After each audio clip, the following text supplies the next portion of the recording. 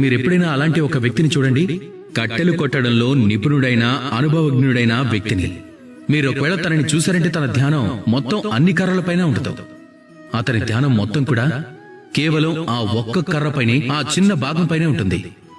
ఎక్కడైతే అతను ఆ కర్రను కొడుతున్నాడు. కానీ అతను అలా ఎందుకు చేస్తాడు? ఒకవేళ అతను అలా చేయలేదు అంటే ఆ కర్ర అనుకున్నట్టుగా తొందరగా కొట్టలేడు కనుక. జీవితంలో కూడా అదే జరుగుతుంది.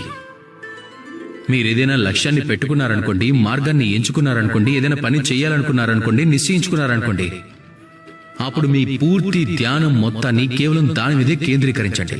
ఒకవేళ మీ మనసు అక్కడ ఇక్కడ చూసిందంటే, దృష్టి మళ్ళింది అంటే, దారి మళ్ళింది అంటే, ఒకవేళ ఇలానే జరిగింది అంటే కనుక మీరు విజయాన్ని సాధించలేరు. కాబట్టి దృష్టి సారించండి, నిరంతరం పనిచేస్తూ ఉండండి. మీ పూర్తి ధ్యానం మొత్తం పెట్టి మీ పనిని చేయండి. మీ మార్గంలో ముందుకు వెళ్ళండి. అలాగే మీ లక్ష్యం వరకు చేరే ప్రయత్నాన్ని చేయండి. అప్పుడు చూడండి ఏం జరుగుతుందో. సరైన పద్ధతిలో అలాగే వేగంగా మీ లక్ష్యం మీ వైపుకు వస్తుంది. చూడండి, అప్పుడు మీ మనసు సంతోషంతో చెప్తుంది, రాధా కృష్ణ.